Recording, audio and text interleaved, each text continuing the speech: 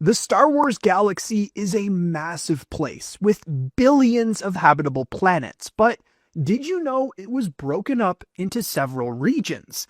Today, we're going to be delving deep into each of those regions, as well as touching on some of the most well-known planets and characters from each of them. So, keep your arms and legs inside the vessel at all times as we embark on a tour of galactic proportions. We'll start off in the very center of the galaxy with a region known as the Deep Core. Considering its location, the Deep Core was rarely ventured into. This was mainly because it had a much higher density of stars, as well as the black hole around which the entire galaxy had formed. One of the most mysterious locations in the Deep Core was the Wellspring of Life, the place where midichlorians and the Force itself was created. It was a place of great power and energy, and Yoda once stumbled upon the planet while on a spiritual journey, and found that, despite the planet's barren-looking surface from space, it was covered in floating islands and volcanoes spewing bright, glowing Force energy. Because the Wellspring of Life was so essential to the Force itself, the Jedi established themselves on the nearby planet of Tython. While it was not the first Jedi world, it was among the first that the Jedi inhabited. There, they continued to develop the Jedi Order and explore the Force. Tython is also the planet that Din Djarin and Grogu visited in order for the latter to use the Seeing Stone to try to contact other Jedi in a galaxy where they had seemingly been wiped out. Moving outwards and onto the next region of the galaxy, we have the Core. It was a relatively thin band around the inner core, yet it was still considered to be the center of the galaxy. This section of space was home to many worlds that we are familiar with, such as Coruscant. This densely populated city-planet was the center of galactic power and politics for thousands of years. It was also the location of one of the grandest Jedi temples in the galaxy. Characters such as Qui-Gon Jinn were also born on this planet of concrete and durasteel. Other planets located in the core were Alderaan, Hosnian Prime, Chandrila, and Corellia. All of these planets were essential to the running of the rest of the galaxy, and as such, many hyperspace routes started, ended, and passed through the core, allowing relatively easy galactic trade and travel. Mon Mothma's homeworld of Chandrila and Hosnian Prime were especially important to galactic history because after the collapse of the Empire, the capital planet of the galaxy was rotated between a handful of the core planets, including those two and Coruscant. This meant that no one planet had complete, unlimited, and unending control. Moving outwards, the next region of the galaxy is the Colonies. Again, this was only a relatively thin slice of space, but it was important nonetheless. It was called this because, as the citizens of the core world started to venture out into the galaxy and discover new planets, they established the new region that they named the Colonies. Because of its proximity to the core, many of the planets there were very wealthy and influential and played a large part in galactic trade, owing to the fact that many hyperspace routes ran through the region. This included the likes of Fondor and Cato Nemoidia. Kuat was also located on the very border between the core and the Colonies, with both sectors claiming it as their own, despite it officially being a core planet. When it comes to characters, we have people like Nute Gunray, Rune Hako, Lock Dard, and the rest of the Nemoidians. Their species founded the Trade Federation in the Colonies and used it to devastating effect, playing a large role in the prequel era and the Clone Wars. Next up, we have the Inner Rim. This large region encompasses what used to be the edge of the galaxy. Early explorers simply called this area the Rim, until it was discovered that there were planets further out than anyone expected. One of the most notable planets in the Inner Rim is Jakku. While the planet itself is quite unremarkable, being a sparsely populated desert world, it was the location of the final climactic battle in the Galactic Civil War. Jakku was the planet where the Empire made their last stand before being wiped out completely, with the remnants heading out into the unknown regions, which we'll get to shortly. Another notable planet is Onderon. This was an important planet during the Clone Wars, with many underground freedom fighters originating from this jungle-covered world, including Saw Gerrera. He was one of the founding members of the movement that became the Rebellion. His tactics were considered a little too extreme for the rebels though, and he was sidelined, still working with the group, but using much more unorthodox and deadly methods to fight the Empire. The next area is the Expansion region, which quite literally expanded the Inner Rim to encompass the new planets that were eventually discovered. Not much is known about this region, though many corporations used this new area of space to set up their businesses and base themselves. One planet of note is Umbara, a dark and mysterious world that was in constant darkness.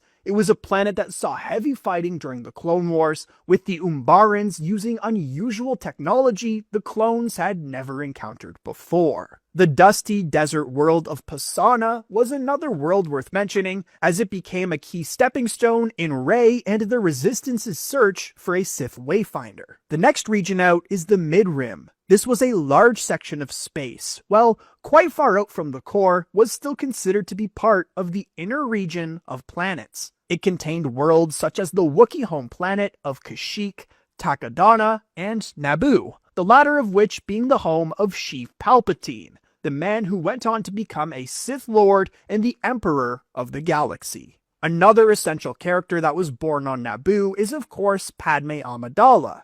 She was the wife of Anakin Skywalker, who eventually became Darth Vader, and the mother of Luke Skywalker and Leia Organa, both of whom became incredibly influential and essential people in the galaxy in their own right. The moon of Jedha was also in the Mid-Rim. While the moon itself was pretty unremarkable, it was the very first target chosen to test the power of the newly constructed Death Star. While only a single reactor blast was used on the moon, it still caused massive damage and left it broken and uninhabitable. Moving outwards even more, and we have the largest region of the galaxy, the Outer Rim.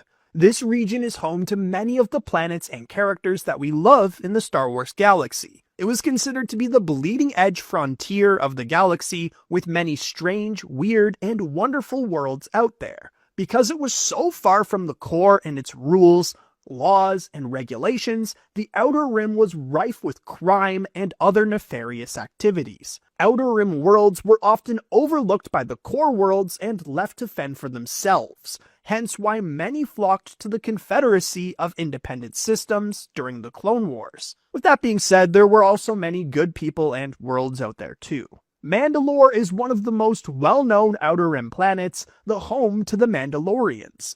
These warriors were happy to keep to themselves, though infighting often meant that other outside parties had to get involved, something which did not ingratiate the planet to the rest of the galaxy. Characters such as Duchess Satine and Bo-Katan Kryze were born on Mandalore or its moon, Concord Dawn.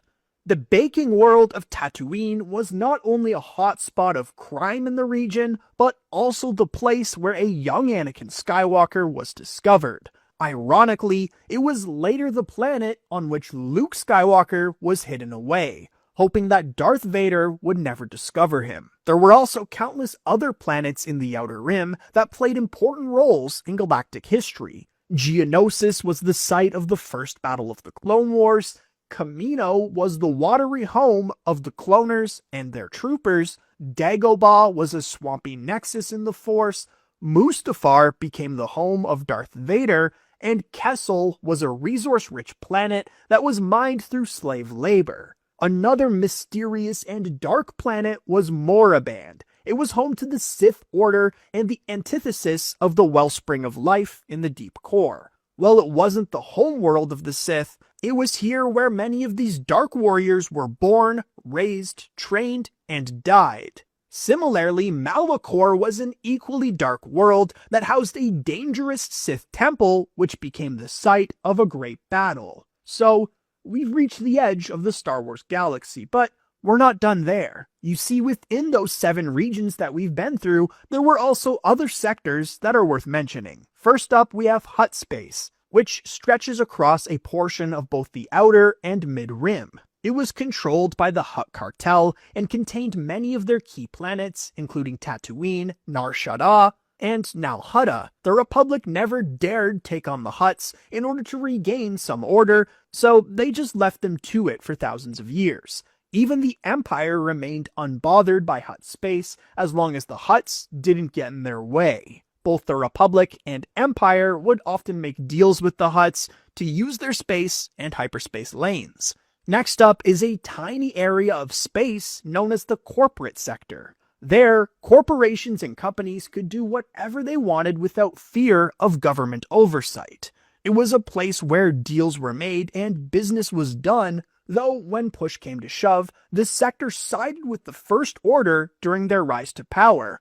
The planet Cantonica could be found in this sector of space, home to the casino city Canto Bight. Carrying on, and we have a massive yet mysterious area of the galaxy known as the Unknown Regions. Most of the regions that we have spoken about are on the northern, southern, and western reaches of the galaxy, but a huge portion of the eastern reaches was made up of these unknown regions. Many supernovas happened in the area, destroying entire star systems. That meant that exploration in the unknown regions was incredibly dangerous. It is in the unknown regions that the remnants of the Empire fled and reformed into the First Order, out of sight and out of mind of the rest of the galaxy. There are several important planets in the region though. Ahch-To was the site of the very first Jedi Temple, and became the place where Luke Skywalker exiled himself. Ilum was an ice planet rich with kyber crystals, where young Jedi would go to gather them for their lightsabers. The planet was later transformed into Starkiller Base,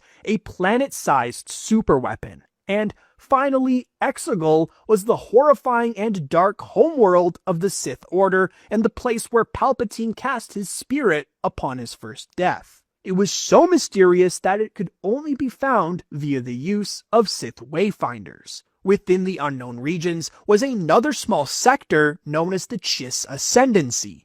The Chiss Ascendancy was a powerful, enigmatic empire located in the unknown regions, far from the Republic and Empire. Ruled by the 9 ruling families on the planet Scylla, it operated under a meritocratic system where military and political rank were earned.